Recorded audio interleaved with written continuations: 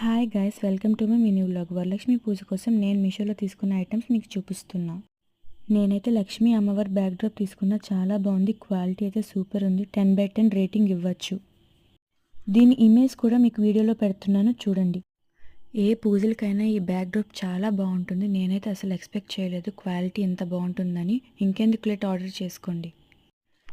నేను తీసుకున్న next item ఏంటి అంటే డెకరేటివ్ లోటస్ అండి. చాలా బాగుంది. నేను అసలు ఎక్స్పెక్ట్ చేయలేదు ఇది కూడా ఇంత బాగా వస్తుంది అని. మస్ట్ ట్రై చేయండి. వరలక్ష్మి పూజకి అయితే చాలా బాగుంటుంది, చక్కగా పక్కన దేవుడి పక్కన పెట్టుకోవడానికి.